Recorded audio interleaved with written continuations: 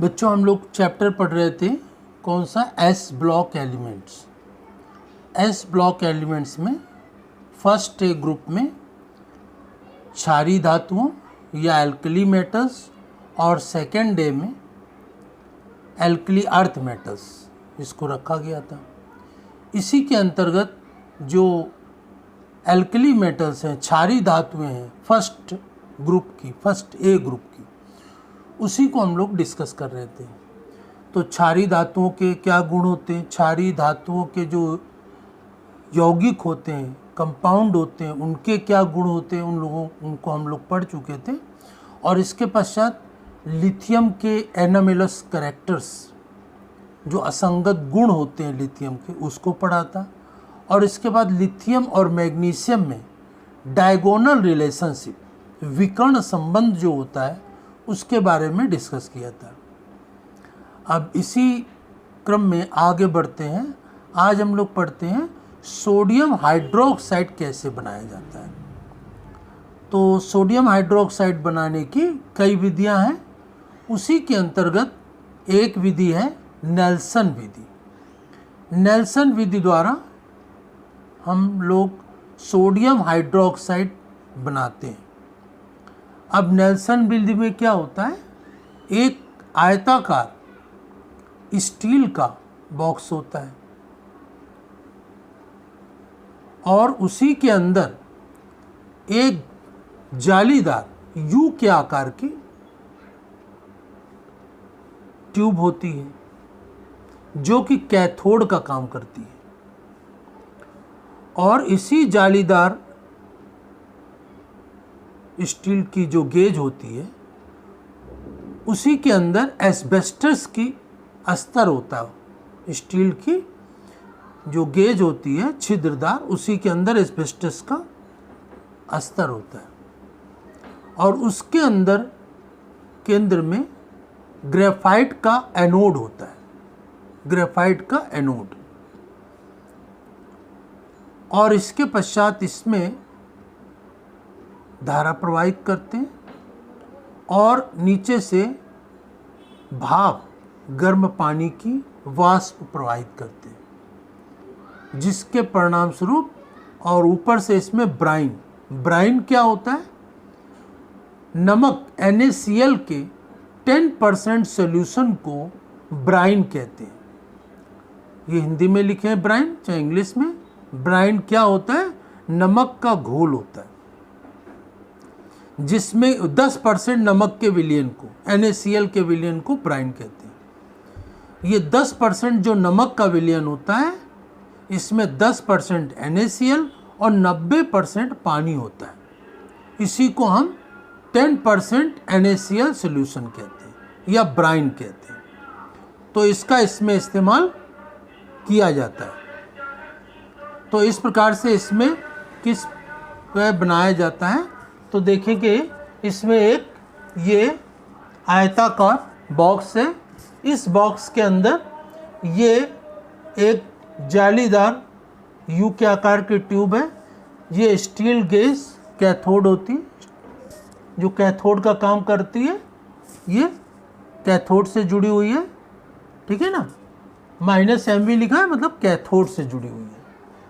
और इसी के अंदर ये जो है, ये क्या है, ये पोरस डायफ्राम है। पोरस डायफ्राम एस्बेस्टस का बना होता है।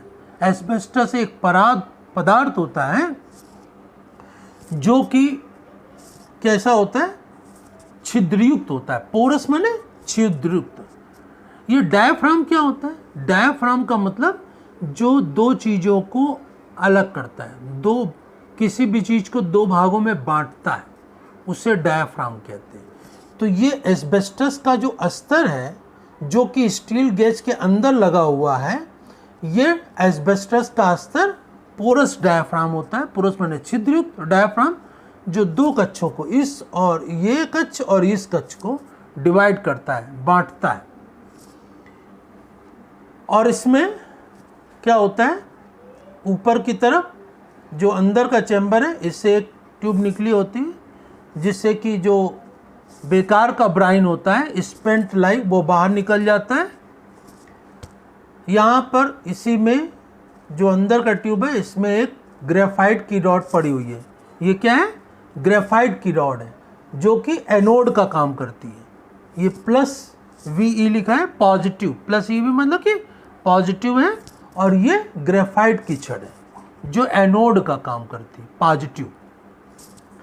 और इसी में यहाँ पर ये H2 गैस निकलती है, ये Cl2 गैस निकलती है, और ऊपर से ये ब्राइन प्रवाहित करते हैं। तो पहले तो इसकी संरचना में एक आयताकार बॉक्स है, इसके अंदर स्टील की गेज है जो कैथोड का काम करती है। इसके अंदर एस्बेस्टस का अस्तर लगा होता है जो कि छिद्रयुक्त होता है, और डायाफ्राम का मतलब जो कि दो भागों में इसको अलग अलग बांटता है।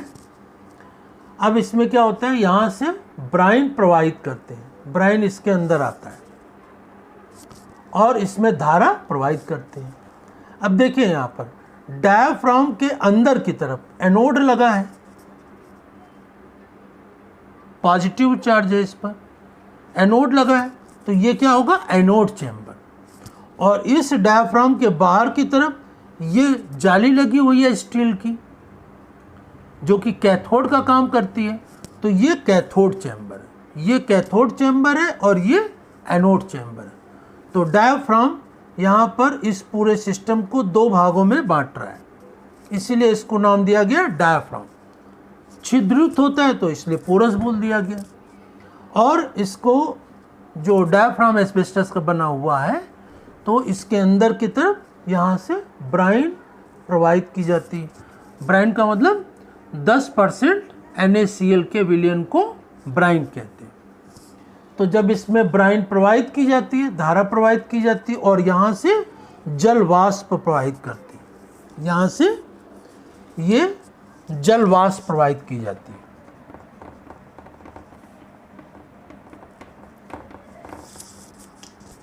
जल वाष्प प्रवाहित की जाती है तो जल भी मिलता है इसमें, और यहाँ से ब्राइन, ब्राइन में जल है और NaCl है। तो क्या होता है, जल जो होता है, जल में क्या प्रक्रिया होती है? जल वैसे तो H+ और OH- में ही टूटता है, तो ये OH- में टूट गया, और H+ H+ जो होता है अपना अपना एक इलेक्ट्रॉन प्राप्त करके न्यूट्रल होकर के H+ जो होता है वो हाइड्रोजन गैस में बदल जाता है। तो ये जल जो होता है OH- और H2 गैस में बदल जाता है। H पर किस पर होता है? प्लस पर होता है। H पर पॉजिटिव चार्ज होता है, तो जब ये पॉजिटिव चार्ज है तो ये कहाँ आएगा? कैथोड चैम्बर में आएगा।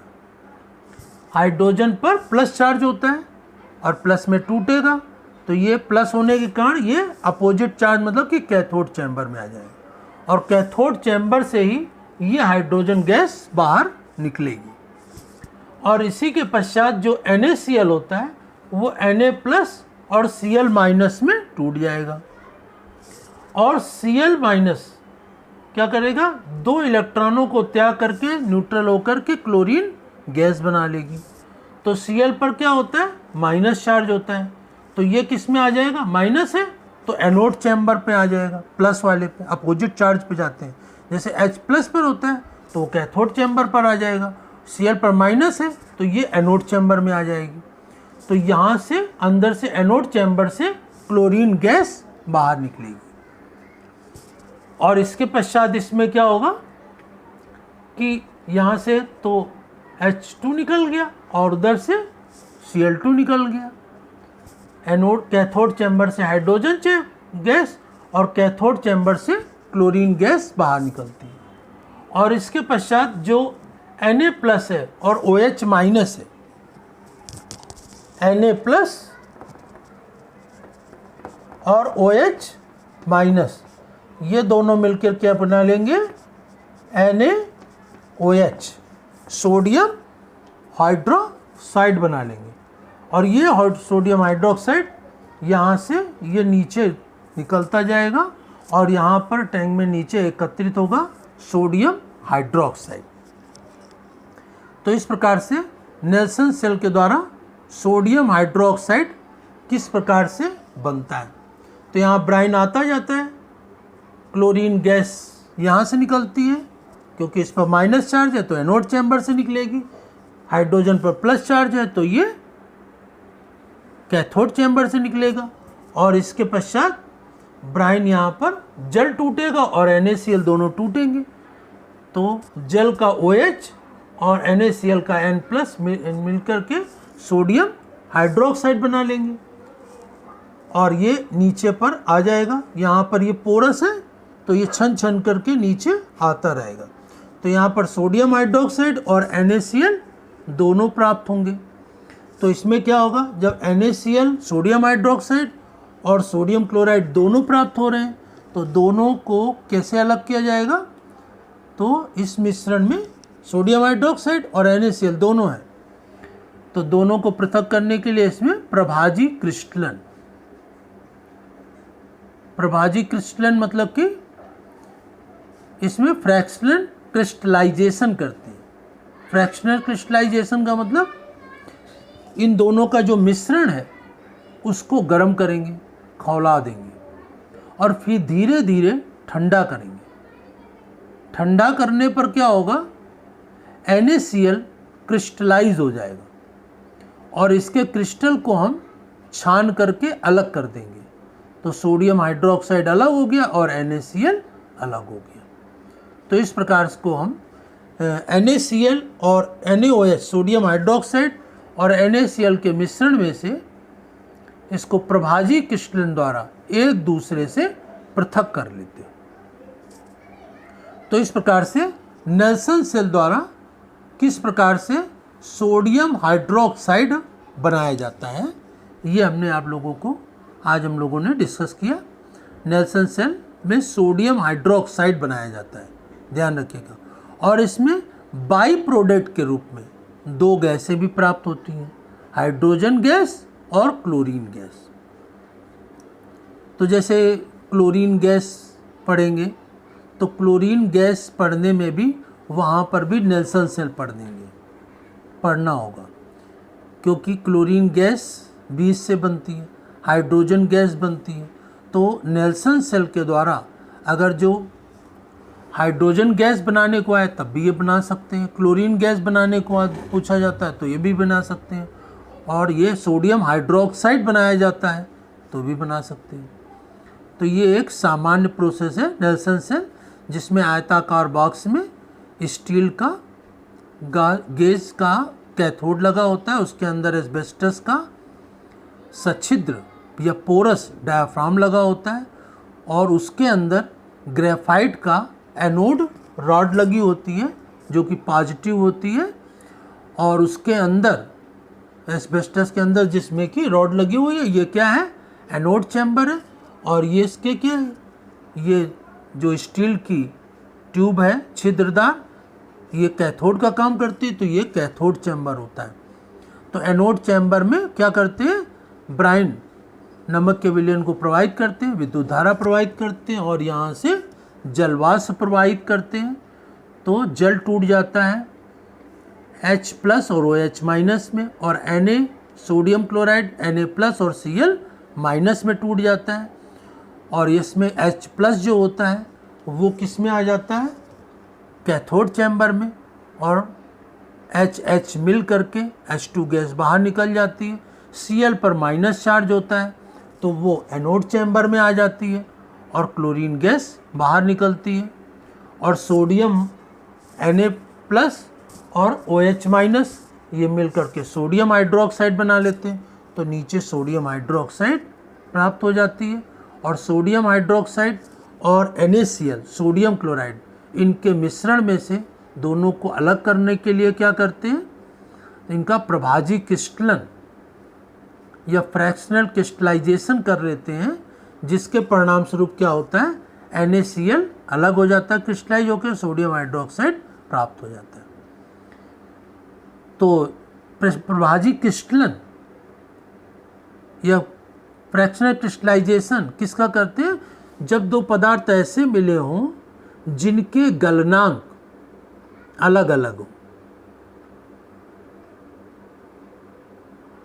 मेल्टिंग पॉइंट अलग अलग हो, तो उनको जैसे ठंडा करते हैं तो एक के क्रिस्टल पहले बन जाते हैं और दूसरे के क्रिस्टल बाद में बनते हैं।